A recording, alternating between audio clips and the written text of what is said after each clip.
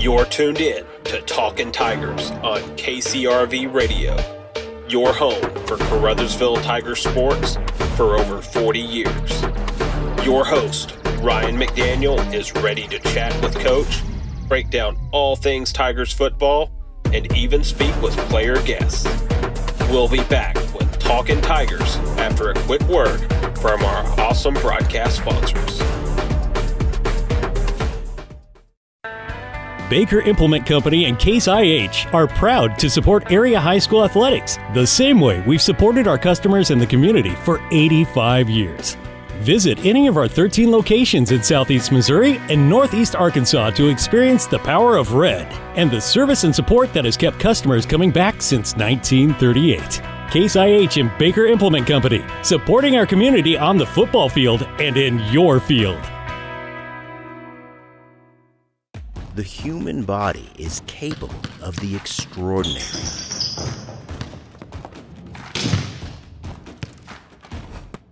As well as the not so extraordinary. No matter your skill, restore your peak performance with the Orthodox, a dream team of orthopedic surgery. Get back in the game with the Orthodox at NEA Baptist. Agriculture is not a fad, and it's not for the faint of heart. Long days become long nights, sacrificing time away from family, even on weekends, just so you can get the crop in and get the crop out. This is your way of life. At Farm Credit Southeast Missouri, we are 100% bought into your commitment. Because we are customer-owned, it is our mission to be your ag lender, and we intend to be your value-added partner for next year and the long term. Your ag lender will always be there. Call Jay Ward or Jack Giles in Portageville at 573-379-3461. Welcome in, everybody, to this week's edition of Talking Tigers. Thank you so much for joining us this week as we recap what happened last week at Valley and talk about this week in Scott City. And Coach, I know you probably don't want to talk too much about what happened last week, so I'll keep that a little bit short and sweet. But just kind of looking back at last week, watching the film on Saturday. And what did you glean from that game? What were some things that you kind of took away from that as like, okay, there's some good building blocks there, but but are there some things that you can also see and like, okay, we need to work on this a little bit more and tighten that up? I think a lot of the issue was we made a lot of mental errors. And I think the rain and the intimidation factor, I don't even think they ever was intimidated as anything, but the rain, I think, stemmed into a lot of mental errors. I mean, we got sucked up on some coverages that stemmed to 3 touchdowns in the first half. I mean, so when it comes down to it, and you can't overcome a 21-point deficit or 28-point deficit when they're caused on mental errors. They came down the first drive, scored, mental error, fade ball, touchdown. We got stopped. We were moving the ball. The field was still in good condition then. We got stopped. Mental error, brought the play back. Then mental error on the next series. They go down, big throw. Our defense stopped the run really well. Actually didn't score an offensive touchdown in the second half at all with their starters in.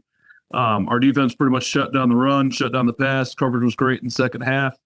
That just goes to show you that really when it boils down to it, you can't have mental errors. And I think we learned a lot. We put Jermonte at running back with Sammy a little bit, and he looked really good. I mean, but the field was so slick we couldn't make our cuts. And I think we learned more from that loss than we did from the first 4 wins. So I can swallow it and sleep better at night knowing that we grew as a program because of it. Yeah, you mentioned that. I think, there might be a couple people that are like, okay, you learn from a loss more than win. Just like how much, even though you don't like losing, just like how impactful is it to just be able to learn from something like that and be able to take it so that you can churn out more wins like you had in the first 4 weeks? I think it's important. I mean, you got to find the bright spots. You got to highlight the low spots. I mean, you have to turn a light on the shadow. And it's just one of those situations where we addressed it in film. We addressed it on Monday. We drilled the mistakes on Tuesday. We had a good practice. We had a really good practice today. So Wednesday, we just have to capitalize. Wednesdays are defensive heavy days, so we're going to spend the time on defense to really put an emphasis on the things that we didn't do well against Valley, and we're playing on turf this week, so we're not going to have a muddy field condition to worry about. And there's also the component of teaching the kids how to close the door on a win and close the door on a loss. Now, we let the door creep open. We're 4-0, and then now that we lost last week, we're ready to. The kids finally figured out how to slam that door, and I think we're kind of ready going forward. And we're traveling to Scott City. This is game 3 of the 4-game road stretch, so we're excited to get back out there and get back on the right side of the win column. Hope. Yeah, you mentioned that aspect of shutting the door on a loss. That's one of the things that comes with as athletics is being able to shut the door on those losses and not let it get back to you. So that way you don't think about the next game like, oh, well, that loss cost us 2 games in the loss column. So I think, you got to shut that door pretty much like, okay, we can look at this game, see things we need to tighten up and work on, but we just don't need to let it creep back into the next week and let it get us again in the next game. I think that's a very important aspect that you brought up. So, yeah, you mentioned Scott City. You mentioned them, a team that averages almost 28 points per game. Just from an offense perspective, how do you like this matchup with your defense against them? I'm going to like most matchups against our defense, and not to sound cocky, I think our defense has been pretty stout all year. Even against Valley, I mean, we let up 37 points, and 7 of them were because of a pick, and then 3 were due to a mistake. So they really only matriculated 1 really, really good drive on us. The last 2 games previous to that, we let up 6 points a game. I think it's going to be big to contain that athletic quarterback. They do a lot of pulling. I'd say they're very similar to Charleston in the fact they do run a lot of gap scheme. They use a fullback. They pull GT counter. They pull counter with a fullback. They do an outside zone. They'll do Q, run with all of those. They do pass vertically. So they have a little tight ends. They'll all run fades or they'll go outside hitch, inside fade. So we're going to have to keep an eye on that. I mean, we're blessed with Jermonte back there, but he's still going to have to keep an eye on that. Our outside linebackers are going to key that flop fade when he's attached or in the backfield. They do like to hit the flats a little bit, so it's going to put some pressure on our outside linebacker too.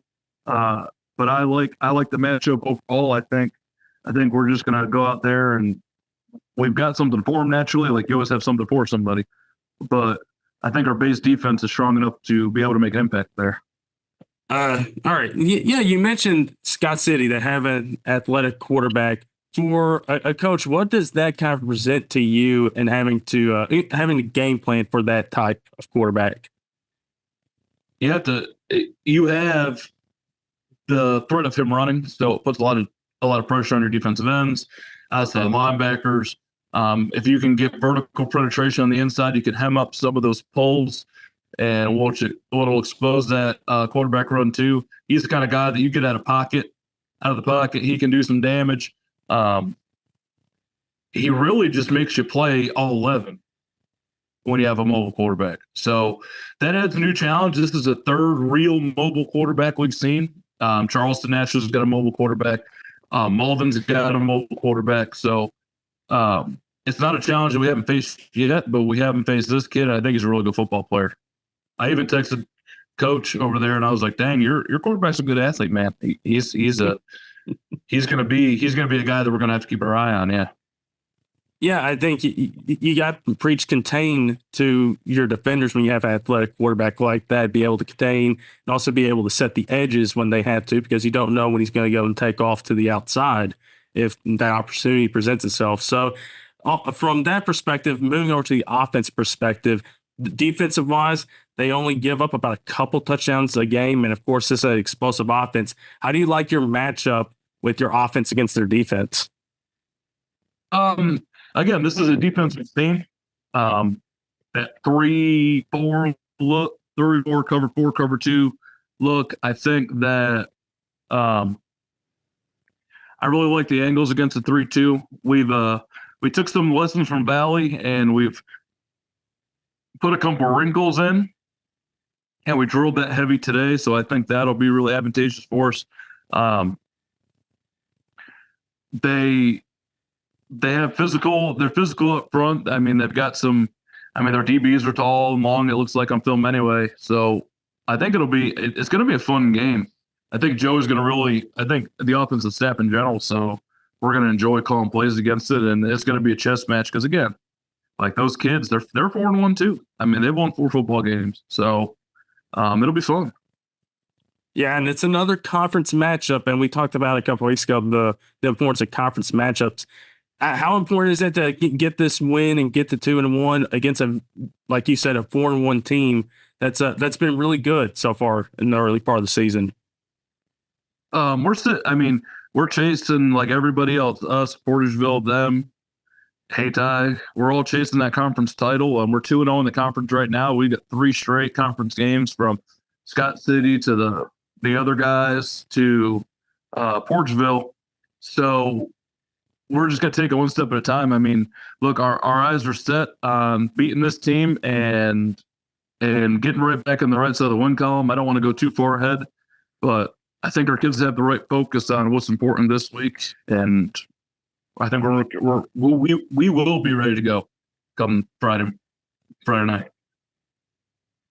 Absolutely. And you mentioned playing on turf. I know there's a big debate about that with the college and NFL ranks. How excited are you to be able to see your team play on turf this week compared to what we've seen in the past few weeks?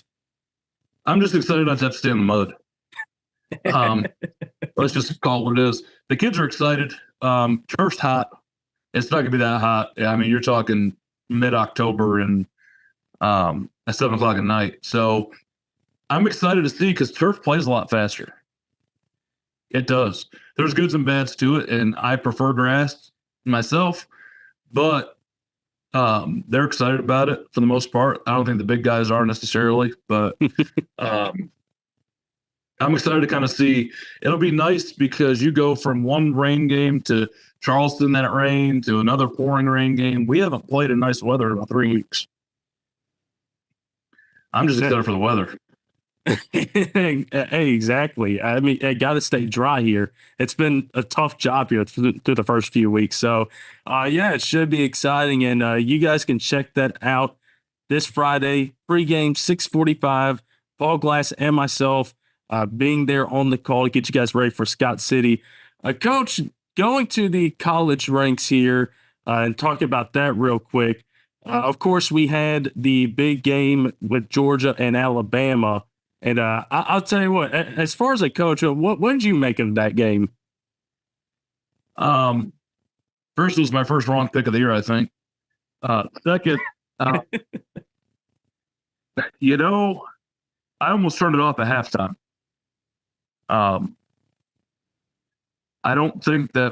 I think Georgia got hit in the jaw, and it took them a couple stumbles back through the first half. They came back, they started scoring, started playing defense better.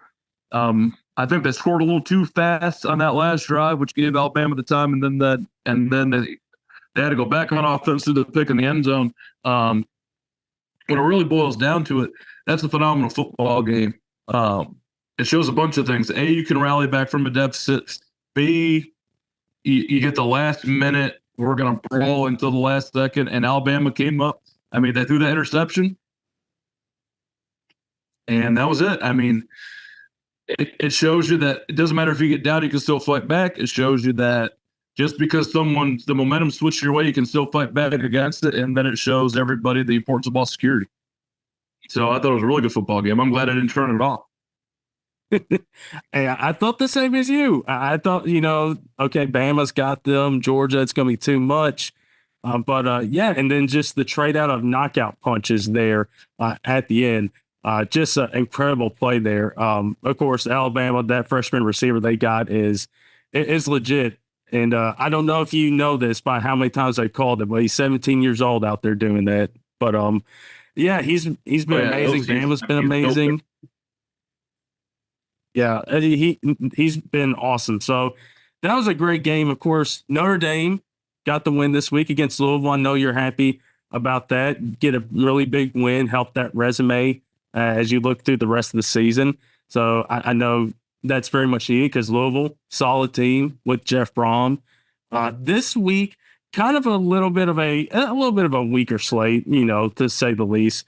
Of course, there's no big game like there was last week, but we do have kind of a local game. Mizzou heading down to Texas A&M to College Station. Both teams with a loss, both teams ranked. Mizzou looking to climb back in the rankings. You see Georgia and Ole Miss rather take a loss.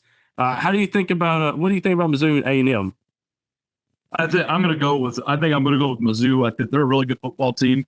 You're talking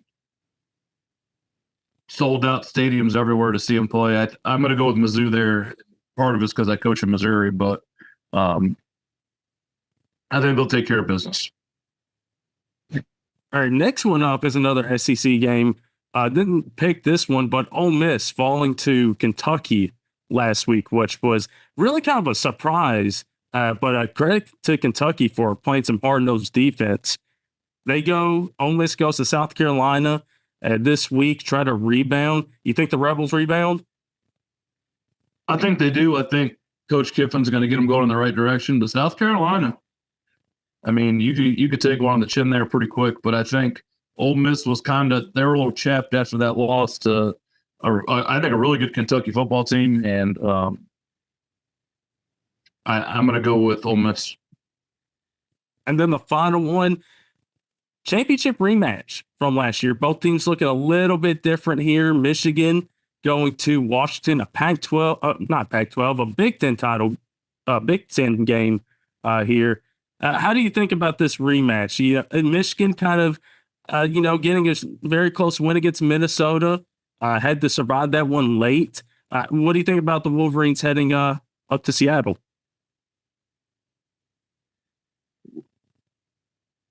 It's a tough one. As much as I hate to say it, I'm going to go with Michigan in that one. I think they switched their quarterback a couple weeks ago. That first game, he threw for like 48 yards. Now he's actually moving the ball through the air. Once you start getting that aerial attack back, especially with Michigan when they're I formation, wing, blah, blah, blah. I think they're starting to hit their groove a little bit. It takes a little while to get going. So I'm going to go with Michigan. All right. Just like the title game, they get this one.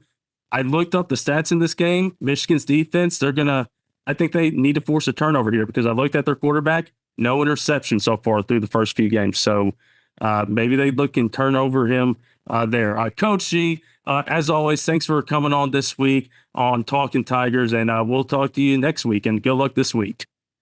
All right. Thank you, man. I appreciate it.